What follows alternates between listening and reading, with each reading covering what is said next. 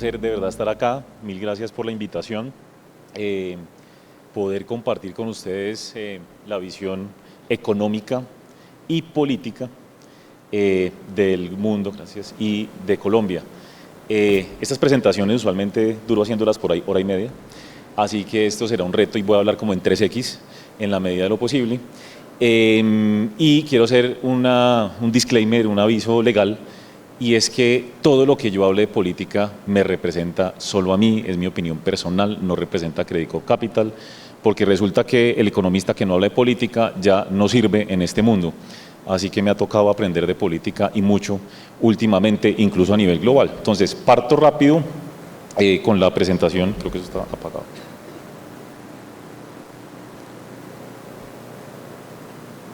Ya. Miren, estamos viviendo una incertidumbre inusual, pero lo que yo tiendo a decir es que esa palabra ya está trillada. Ya incertidumbre es algo de todos los años, de todo el tiempo, especialmente desde el 2008. Vamos para 20 años hablando de incertidumbre, incertidumbre, incertidumbre. Lo que pasa es que las fuentes de incertidumbre son diferentes. Y en este momento la incertidumbre viene de todo lo que está haciendo Donald Trump con el tema de política comercial. Afortunadamente, digo yo, los humanos y particularmente los empresarios saben cada vez más lidiar con incertidumbre. Así que esto que estamos pasando seguramente será una oportunidad para muchos, obviamente retos para otros, pero no será ni la primera ni la última ocasión, digamos, de mucho nerviosismo. Obviamente ahí no ven nada, de hecho la intención es simplemente mostrarles lo que ha sido la novela de la política comercial de Donald Trump. Esto es infinito. Estábamos haciendo un Excel con todas las noticias que iban saliendo hasta que dijimos un momento, dejemos de hacer eso. Yo he dicho que esto es como una serie de Netflix con infinitos capítulos y usted no sabe cuándo va a terminar. Me acuerdo siempre mucho de Padres e Hijos. Eso como que no acababa y no acababa, ¿no? Y uno no sabía eso en qué iba a acabar. Y esto seguramente va a seguir. Fechas clave, 9 de julio, ahí termina una suspensión de los grandes aranceles y después el 12 de agosto, que es la fecha que se fijó para tener un acuerdo con China. Estamos en eso. La última noticia antier fue que se subieron los aranceles de aluminio y acero al 50% y está pendiente un fallo de fondo de un tribunal que le dijo a Trump que tenía que suspender todos los aranceles. Vamos a ver qué pasa. Por ahora están vigentes, pero esto es una novela muy grande porque es un tema muy estratégico para los Estados Unidos. Y rápidamente, ¿por qué Trump hace lo que está haciendo? Es difícil de entender, pero dos gráficas muy rápido. La de arriba a la izquierda muestra cómo lo que ustedes ven subiendo de manera casi exponencial es la participación de la manufactura china en el mundo, y la que cae, la segunda, desde hace 20 y pico de años, es la de Estados Unidos. Ellos necesitan y quieren recuperar el control de las cadenas de valor globales en el mundo. De hecho, hay un dato muy puntual que es muy importante y es que todos los tapabocas durante pandemia en Estados Unidos venían de China y en algún momento se quedaron sin N95. Entonces eso es un simple ejemplo de cómo ellos están muy preocupados por lo que está pasando en las cadenas de valor globales. Y la gráfica a la derecha arriba muestra que a lo largo del tiempo hemos visto una expansión absurda, incontrolable e insostenible del endeudamiento. Lo que ustedes ven ahí abajo es el PIB y lo que explota es la deuda pública de los Estados Unidos. Entonces, lo que dice Donald Trump y su equipo de gobierno es que hay que controlarlo. Y una parte del cuento es subir aranceles y hay otro tipo de medidas como tratar de controlar el gasto público, cosa en lo cual no han sido exitosos. Y si no, miren la pelea entre Donald Trump y Elon Musk, que me recuerda, y lo estaba diciendo ahora, la pelea entre Petro y el canciller Leiva. O sea, no estamos muy lejos en realidad del circo que pasa políticamente en nuestros países, en Latinoamérica, en la región, está pasando en países como Estados Unidos. Esto es muy complicado analizar porque cuando uno le mete política a la economía, la cosa se enreda y mucho. Y yo creo que ustedes tienen mucha más experiencia de eso que yo en esta región. Entonces, en general, Lo que nosotros vamos a ver es hacia adelante muchas discusiones de tinte político y geopolítico, y lograr el equilibrio es muy complicado. Por eso Donald Trump también de alguna manera se ha echado un poco para atrás dentro de toda su postura. La gráfica que ustedes ven arriba a la derecha, que son varias líneas, muestra los escenarios sobre el crecimiento económico global realizados por el Fondo Monetario Internacional. Básicamente, lo que nos pasa a todo economista cuando le preguntan, ¿usted cómo ve tal cosa? Depende. Eso es lo que dice esa gráfica. El impacto sobre la economía global en los próximos años de lo que está pasando es completamente incierto. Lo que dice el Fondo Monetario es, mire, la economía mundial puede perder 2 décimas, más bien el acumulado como 4 décimas de crecimiento en los próximos años, si el arancel de todo el mundo es 10%, si Estados Unidos solo le mete un 10% a todo el mundo. Pero si llega a haber una guerra comercial global, ya usted pierde más o menos unos 6, 7 décimas, que es bastante. Pero además, si usted sigue deportando gente y, por ejemplo, sacando gente de las universidades, entonces usted pierde más de 1 punto de crecimiento. Pero si además la Reserva Federal, el Banco Central de los Estados Unidos, no puede bajar tasas, se fue a una recesión global. ¿Dónde vamos a estar? Ni idea. Depende de Donald Trump. Depende de su política arancelaria, de su política migratoria, de todo esto que estamos viendo, que por supuesto nos pone un escenario hacia adelante muy complejo de proyección. La tabla de la izquierda, pues no pretendo entrar en los números, pero lo que refleja, si ustedes ven las 2 columnas finales, todas las flechas para abajo, con un par de excepciones, es que el Fondo Monetario ha revisado a la baja de manera importante las proyecciones de crecimiento económico mundial, a raíz de todo lo que está pasando. De hecho, la proyección para Estados Unidos cayó 1 punto entero y la de China medio punto. Usted sume 1,5 puntos de menor crecimiento en las 2 economías más grandes del mundo y pues todos vamos a sufrir, ¿sí? Ahí afortunadamente lo que el Fondo Monetario sugiere es que no va a haber recesión, que por ahora con lo que está pasando, con esta calma, entre comillas, yo lo llamo la calma chicha, ¿no?, de que estamos ahí en una suspensión de aranceles, pero esperando a ver qué pasa hacia adelante, si eso sigue así y no empeora y no volvemos por allá lo del 2 de abril del famoso Día de la Liberación, donde Trump se volvió loco poniendo aranceles durísimos a todo el mundo, digamos que la economía puede salvarse de una recesión, pero pues crecerá un poco menos porque aquí todos perdemos. Eso es una realidad. La gráfica de abajo a la derecha muestra un literal colapso de la confianza del consumidor y de los empresarios en Estados Unidos. Probablemente por eso, como era de esperarse, Trump ha reculado un poco, porque realmente esto le está haciendo mucho daño a los sectores más importantes de Estados Unidos, quienes además son los que votan por él y en particular por el Congreso. Por eso en el Congreso empieza a haber también algo de discusiones mucho más duras alrededor de las propuestas de Donald Trump. Les hablaré de Colombia, por supuesto, adelante, pero la foto no es bonita, pero sí estamos esperando que ojalá esto no vuelva a escalar y que entre Xi Jinping y Donald Trump puedan llegar a algún tipo de acuerdo. El mundo funciona alrededor de las tasas de interés. Pues yo creo que todos, y ustedes y los empresarios, todos sabemos, para mí la tasa de interés es la variable clave en cualquier economía, para cualquier negocio. Entonces, en este momento en el mundo estamos pendientes de qué va a hacer la Reserva Federal, el Banco Central de Estados Unidos, con las tasas de interés hoy en 4,50%. Y pues la situación es fácil, porque las gráficas de la izquierda dicen que la probabilidad de recesión ha aumentado, pero la probabilidad de que la inflación suba también. Entonces, los bancos centrales entran en un dilema muy complicado. En el extremo uno podría pensar en un escenario de estanflación, de que pueda haber recesión en Estados Unidos y además alta inflación, como nos pasó con la pandemia. Hay muchas preocupaciones. La Reserva Federal lo que ha dicho es, nos toca ir de a poquitos, y ellos están esperando información de qué tanto lo que está sucediendo a nivel comercial va a afectar tanto el crecimiento económico como la inflación en los próximos meses. Por ahora los mercados, que es esta gráfica de acá, lo que están sugiriendo es que la tasa de interés puede caer alrededor de 50 puntos básicos, es llegar al 4% a finales de este año. Miren, Estados Unidos, analizarlo, lo decía ahora, esto puede sonar extremo, pero cada vez más analistas piensan lo mismo en el mundo. Analizar Estados Unidos se volvió como analizar un país emergente, con la misma volatilidad, con los mismos problemas, los circos políticos. O sea, realmente yo siempre digo, ustedes cuando han visto, ojalá nunca pase, ¿no? Pero que en un país como Colombia, cada 6 meses se den durísimo el gobierno con el Congreso para que le suban el techo de la deuda o si no entran en el default. Cada 6 meses pasa, cada año pasa en Estados Unidos. Eso realmente no es serio de un país como Estados Unidos y pues obviamente Estados Unidos hoy en día está dentro de la crítica porque no se sabe si es tan seguro como lo era antes en medio de todo este conflicto. Pero bueno, digo todo esto porque hace 6 meses el mercado esperaba que la tasa de interés fuera esta, antes o cuando llegó Trump, antes de que llegara Trump esta y hoy estamos acá. O sea, el mercado no tiene ni idea qué es lo que va a pasar.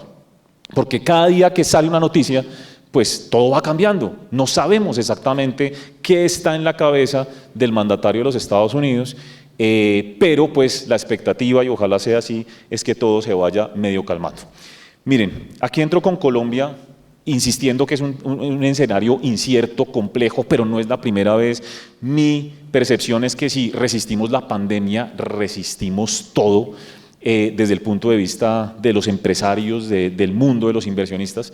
Y lo cierto es que para mí lo que está pasando en el mundo va a generar oportunidades. Hay que saberlas buscar, nos van a hacer sufrir, esto va a ser complicado. Pero yo siempre parto esta parte de Colombia con esa pregunta que tengo ahí en la lámina y que de hecho puse hace como 5 meses, esto no es nuevo, y es, miren, mi percepción, y ya empieza a pasar un poco en ciertos países, es que esta negociación entre Trump y el resto de países y sus socios comerciales va a dejar a todo el mundo tan cansado, tan hastiado y tan nervioso que necesariamente, sobre todo los europeos y los países asiáticos, van a abrirse a nuevos mercados, van a buscar fortalecer relaciones con otros países. Ahí yo siempre, de hecho, escribí una columna hace poco que decía, bueno, ¿será que esta es la oportunidad para por fin aprovechar la tan mencionada ventaja competitiva que tiene Colombia geográficamente hablando? O sea, nosotros estamos parados en el mejor mundo y solo miramos para el norte. Hoy en día hay una discusión, opinión personal, de todas maneras, hay una discusión de que el presidente Petro por allá fue y firmó una cosa del Ruta de la Seda, que eso no es nada, o sea, eso no es ningún acuerdo, no implica nada legal, eso es un memorando de entendimiento como diciendo, hola, esperamos trabajar juntos, hablamos después, saludos, un abrazo, ya, eso es todo. Hasta ahí, no que el mundo se va a acabar y que Colombia... No, cualquier cosa posterior ya pues legal tendrá que pasar por el Congreso, yo qué sé. Bueno, el punto es que si uno es sensato, objetivo, llevamos unos 20 años exigiéndole a este país y a nuestras autoridades que miremos hacia Asia. Muchos años. De hecho, hay un acuerdo que es el Transpacífico, entre países asiáticos y algunos suramericanos, donde está Perú, donde está Chile. La Ruta de la Seda, le dije al genio, ahora al maestro mundial, ChatGPT, le dije, por favor dime cuántos han firmado el acuerdo de la Ruta de la Seda, la mitad de los países de Latinoamérica. ¿Sí? Y entonces ahora estamos diciendo, no, esto es gravísimo. No, no, es algo que hace años debió hacerse. Lo que pasa es que hay que hacerlo bien. Ese ya es otro punto. Y hay que ver que uno pueda negociar cosas que realmente le convengan también a Colombia, ¿no es cierto? Ahora, el tema no es solo China. Son un montón de países asiáticos que crecen al 5, a 6 y al 7%, Corea, Vietnam, India, Indonesia. Yo creo que esto es una oportunidad. No va a ser fácil, pero es una oportunidad. Obviamente, cuidando, por supuesto, nuestra relación comercial con el socio más importante, que son los Estados Unidos. Lo que pasa es que el timing de la firma de eso tal vez no fue el mejor, ¿no? Porque Trump le está pegando duro, le está dando garrote a todos los que se unen un poquito allá con China, pero afortunadamente él está bastante distraído con otros problemas y no está mirando mucho para este lado actualmente. Bueno, vuelvo a la coyuntura. La economía va bien, hay que decirlo abiertamente, y les puedo decir que durante lo que va del año me he reunido con muchos empresarios a lo largo del país, con muchos sectores, y yo me atrevo a decir un número que por ahí el 90% de los empresarios me han dicho, vamos bien, y muchos de ellos me dicen, mejor de lo inicialmente esperado. Y eso en general se denota acá, se muestra acá. La línea naranja es el consumo total de los hogares. Eso va bastante bien. Y a mí me preguntan, ¿pero por qué, Daniel? Es como la pregunta más repetida. Pero, Daniel, ¿por qué va tan bien esto con tanta incertidumbre, tanta cosa? Bueno, para mí la gráfica que muestra la principal razón que la denota es esta. Lo que ustedes ven ahí es la relación que hay entre la confianza del consumidor y la percepción del costo de vida. Realmente la gente está sintiendo un alivio enorme en el último tiempo en su bolsillo, porque la inflación pasó de 13 a 9 a 7 y va en 5. Ese cambio es significativo y, dato oficial del Banco de la República, los salarios nominales están creciendo alrededor del 9%, lo cual es bastante significativo. Por lo tanto, lo que estamos viendo es una recuperación del poder adquisitivo de la gente que empieza a comprar cosas que no pudo comprar durante la pandemia desde el año 2023. Entonces, eso conjuntamente con una bajada de tasas que ha sido igual, no menor, por parte del Banco Central, y del otro lado, una creación de empleo importante, no ahondo en esto, del por qué, pero hay varios sectores jalando el empleo, creciendo a ritmos del 4% anual, que es significativo. Ahí está agricultura, está comercio, están servicios, hay temas con plataformas deportivas, turismo, eso está jalando el empleo en Colombia. Y entonces uno ve un consumidor con una postura muy diferente. De hecho, me gusta mucho mostrar esta gráfica de aquí arriba, esta línea. Esas son ventas de vehículos. ¿Ustedes han visto los datos de eso? En promedio, entre julio del año pasado y el último dato, que creo que fue el de abril, están creciendo al 22% anual. El último dato fue 32% y las motos crecen a un 40%. Es impresionante. En ningún país de Latinoamérica ustedes van a ver eso. Y yo menciono lo de vehículos no porque sea el indicador clave de la economía colombiana, no, porque yo creo, espero no equivocarme, yo creo que la gente le ha perdido miedo al tema político. Uno no compra un carro de 200, 300 millones de pesos que empieza a ser el ticket promedio de muchas de las ventas que se hacen, que ahora son híbridos y eléctricos, muchos de ellos, porque uno esté súper nervioso. Cuando uno habla con los distribuidores de vehículos, ellos le dicen a uno que hace un año, año y medio, efectivamente mucha gente estaba frenada, no solamente porque la tasa de interés era más alta, sino porque el ambiente político los tenía completamente nerviosos. Eso poco a poco ha ido cambiando. Vamos a ver qué pasa con todo este cuento de la consulta popular que nos tiene así, ¿no? Pero en general yo creo que la gente ha venido quitando sus peores escenarios de la mesa. Y lo digo abiertamente, ¿cuál es el peor escenario de una persona que no comulga con el actual gobierno? ¿Cuál era? Reelección y esto va a ser Venezuela. Eso ya no se habla. De pronto, por ahí con alguno que otro. Pero eso ya no está sobre la mesa. Hace 1 o 2 años era la conversación permanente, ¿no? de todo este tema. Obviamente con la consulta popular seguramente vuelven algunos a ponerse nerviosos, pero digamos ese es el tema. Nosotros, bueno, y una vez paso acá, ven este salto que pegan estas variables, ahí ha caído un poquitico últimamente, pero este salto, perdón, ese salto es la confianza empresarial. Y si ustedes miran indicadores de Fedesarrollo o que es del Banco de la República, los empresarios estaban diciendo, vemos las cosas mucho mejor.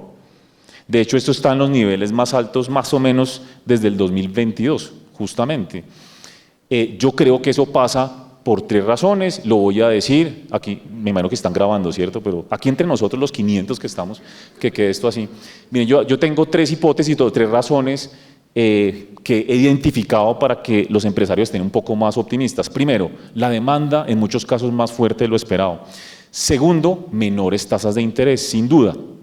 Tercero, cada día que pasa es un día menos.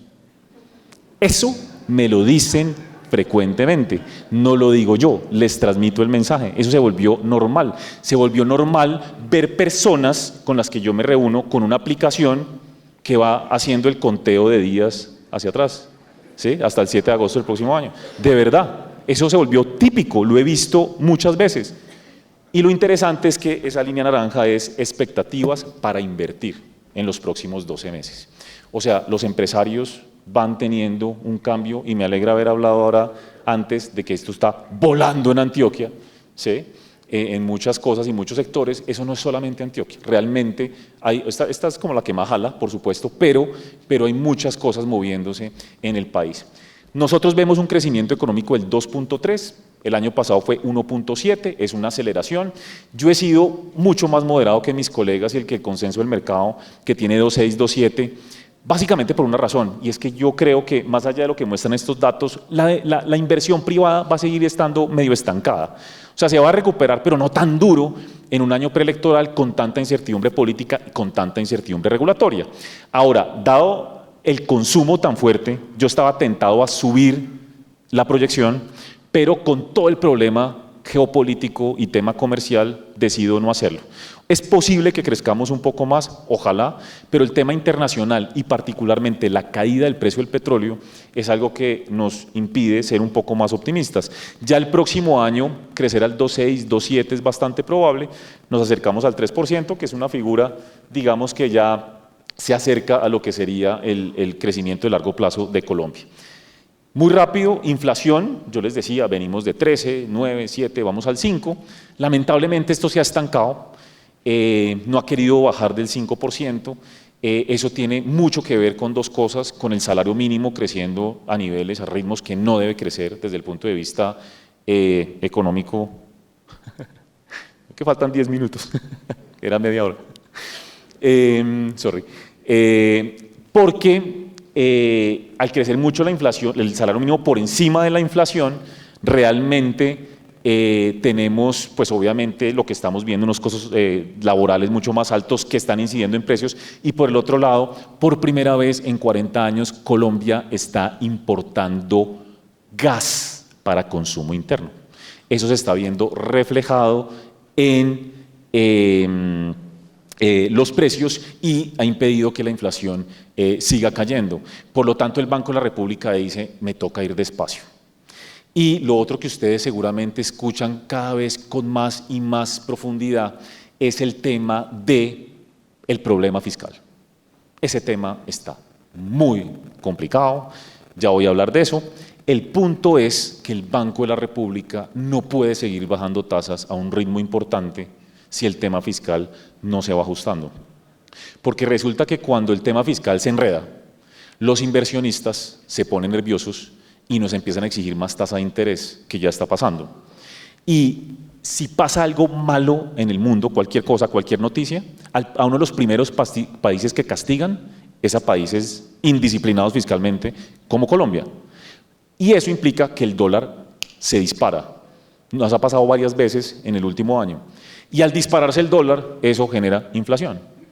Por lo tanto, el Banco de la República es muy cauto y con las más recientes noticias fiscales, hoy está un debate muy complicado de suspender la regla fiscal, que es como suspender las metas y digamos, la responsabilidad fiscal, dicho abiertamente, pues digamos que eso genera todavía más problemas para el Banco Central y pues ahí yo tengo que la inflación debería cerrar este año en 4.6, por ahí 4.6, 4.7 y digo que el Banco de la República oficialmente podría ir al 8%, lo estoy dudando, yo creo que eso pinta más para un 8.50, algo por el estilo, debido a las noticias recientes fiscales.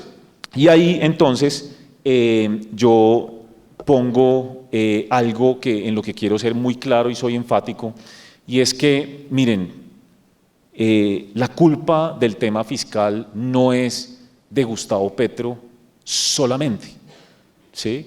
Y aquí hay una gráfica muy diciente, si ustedes se dan cuenta, en el año 90-92, ingresos fiscales y gastos fiscales estaban equilibrados. Y esto básicamente se reventó después del 93. Es decir, el problema fiscal de hoy nació con la Constitución del 91.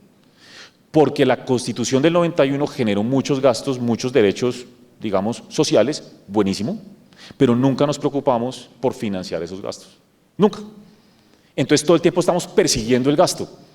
Y hoy por hoy tenemos como el récord Guinness, si es que existiera, de 16 reformas tributarias desde el 91. Una cada 2 años. Eso es absurdo. Y pues esto va a continuar. Lo que yo espero es que tan pronto llegue el próximo gobierno, toma tu reforma, porque es que no hay forma de controlar esto de otra manera, obviamente por el lado del gasto, pero es difícil. Y si ustedes ven esto, todo se enredó más, se complicó muchísimo con la pandemia. Nosotros hemos sido uno de los únicos países del mundo que subió el gasto de pandemia y nunca lo volvió a bajar. O sea, lo que se gastó no lo retiró. Y hay 3 razones por lo cual eso ha pasado. Uno, el gasto en salud se disparó y sigue subiendo a raíz de la pandemia. Eso está en la gráfica de arriba a la derecha, pero voy rápido. 2, el pago de intereses. Colombia pagaba antes de pandemia 2,5 el PIB en intereses. Hoy gastamos 4,5. Porque las tasas de interés se han subido mucho por lo internacional y por la percepción de riesgo que tiene el mercado sobre nosotros, por el manejo fiscal, justamente. Y tercero, algo que realmente le ha costado demasiado al país, y yo no voy a juzgar la razón del por qué se hizo, porque todos sabemos por qué se hizo, pero también tal vez fiscalmente una de las peores decisiones que se han tomado en este país ha sido subsidiar el precio de la gasolina. El gobierno actual ha pagado 50 billones de pesos en ese subsidio. Billones de pesos. O sea, se nos han ido unas 3 o 4 reformas tributarias, 3 reformas en eso. Entonces yo no voy a juzgar la decisión, pero nos ha costado sangre. Entonces yo digo, lo que estamos viviendo hoy es el cúmulo de muchas decisiones de 3 décadas prácticamente. Pero el problema sí del actual gobierno es que no reconoce la situación. Entonces dice, sí, no hay ingresos, no hay plata, pero yo quiero seguir gastando al mismo ritmo. Y entonces estamos a déficit de 7 puntos del PIB, hasta el punto de que ayer el rumor, y parece que eso va a pasar el lunes, quieren aprobar que se suspenda la regla fiscal. Es decir, es como que el Banco de la República, que tiene una meta de inflación del 3%, dijera, ¿sabe qué? Quite esa meta porque ya no fui capaz. Es súper enredado el tema. Yo tiendo a ser optimista porque yo creo que solamente con un cambio de gobierno que tenga, digamos, responsabilidad fiscal, ojalá suceda, por supuesto, usted puede bajar rápidamente el gasto en intereses porque el mercado nos va a exigir menos tasa, simplemente por una mejora en la percepción de riesgo país, y por el otro lado no va a tener efectivamente el gasto del subsidio, porque de gasolina, porque el petróleo ha caído, eso está ayudando. Y tercero, hay unos gastos que se han venido dando crecientes, yo puedo hablar de más o menos un punto del PIB, que se pueden recortar fácilmente. Digamos que este gobierno ha creado y que probablemente pueden recortarse porque no son tan, digámoslo, necesarios para la economía. Entonces, este cuento del tema fiscal está permeando toda la economía, está enredando la financiación, está generando un problema para el Banco de la República y seguramente ya será el próximo gobierno el que tenga que lidiar con esto, pero pues obviamente hay salidas, pero creo que aquí va a ser necesario un consenso nacional, incluyéndonos a todos, de cómo financiamos este tema, y nos toca poner más plata, sí, pero por otro lado también hay que obligar al gobierno y al Congreso a hacer recortes de gasto público. El dólar con mucha volatilidad, ya les robo 2 minutos más, el dólar con mucha volatilidad, lo que hemos visto es que eso va a 4.500, 3.700, uno no sabe qué hacer con el dólar, pero si ustedes miran, desde junio del 22, obviamente esto está hecho a propósito, desde la victoria del presidente Petro en las elecciones, que ha generado mucha volatilidad, nos fuimos a 5.000 y pico. Si ustedes ven punta a punta, dólar en Colombia ha tenido exactamente el mismo rendimiento del promedio de monedas emergentes del mundo. O sea, el dólar en Colombia va a donde va el dólar del mundo, así mucha gente piense otra cosa. Lo que pasa es que hay momentos del tiempo donde se desvía según la noticia, según las preocupaciones, según lo que va pasando, pero realmente, siempre lo pongo así, si usted no espera que Colombia sea de verdad un Venezuela o una Argentina en los próximos años, el dólar en Colombia va a seguir la tendencia global, con toda la volatilidad que usted quiera. Miren todo lo que ha pasado en Colombia recientemente, todas las noticias que han salido, y el dólar cayendo. ¿Por qué? Porque es que afuera el dólar está cayendo. Entonces esto es un tema global y nosotros esperamos que durante el año nos mantengamos por los niveles actuales, por ahí promediando 4.200 pesos. El dólar, ¿ustedes se acuerdan cuando esto llegó a 5.200? Me imagino. ¿Ustedes recuerdan que pasó de 5.200 a 3.700 en 7 meses? por favor acuérdense, es que tenemos muy mala memoria, yo me incluyo. Cayó 1.200 pesos en 7 meses, la devolvió toda. Y uno dice, ¿pero por qué? Si ustedes me preguntan por qué, hubo un tema global, pero la institucionalidad funciona. Y eso es algo que realmente, primero, los que saben me convencieron cuando llegó el gobierno actual, y segundo, ya estoy convencido después de todo lo que ha pasado en este país. Así que aquí les dejo una lista enorme de la cantidad de hitos que ha habido a lo largo de los últimos 3 años que demuestran que la institucionalidad funciona, siendo el candado siempre más débil y donde más dudas hay, el Congreso el más importante. Realmente ha funcionado muy bien, después el Consejo de Estado, la Corte Constitucional, una cantidad de cosas, y lo de la consulta popular, pues es una demostración de eso. Estamos donde estamos, es porque la institucionalidad está funcionando. De lo contrario, pues no. No les puedo decir todo eso que quería, pero termino con esta lámina simplemente diciendo, miren, nosotros hemos tenido unos eventos con analistas políticos, yo hablo con muchos de ellos, y el punto es, oigan, la popularidad del presidente Petro no es baja. De hecho, es alta para un presidente a estas alturas del partido. 10 puntos más incluso que Duque, Santos II, a estas alturas, un año antes. Y uno se pregunta ¿por qué? Si ustedes me preguntan a mí, recientemente subió de 30 a 35, 37, porque creo que el Senado se equivocó profundamente al tumbar la reforma laboral. No supo leer a la gente en las calles. Y no supo, que creo que es el único que no sabe, cómo respondería el gobierno Petro. Entonces digamos que en ese sentido, eso le dio un boost al presidente, porque la gente lo apoya en muchas cosas de esa reforma, que a mí no me parece mala, o sea, no mala toda, sino tiene cosas buenas, y entonces eso le da algo de fortaleza. Pero aquí los quiero dejar con algo. Primero, el 50% de la gente decide por quién votar un mes antes o menos de la elección. O sea, hablar de eso en este momento no tiene sentido. Yo digo que de pronto el presidente no está ni siquiera en las encuestas hoy, porque ha pasado. Si no, pregúntele a Rodolfo Hernández, que casi queda. Le preguntan a la gente por qué tipo de presidente quiere que le gustaría votar. Uno que represente un cambio frente al actual gobierno, alguien más moderado, alguien que continúe con las políticas del presidente Petro. Esa opción, 26%. Y cuando usted suma los votos, la intención de voto hoy de candidatos de oposición versus los que representan al gobierno, da 60-26. O sea, ahí lo más probable es que tengamos un cambio del péndulo, un movimiento, ¿sí? Y a eso le está apostando, yo creo que mucho empresario, mucho inversionista. Así que para mí, opinión también personal, pero nuestro escenario base en Credit Corp Capital es que a partir del 2026 seguramente las cosas van a mejorar. Muchas gracias.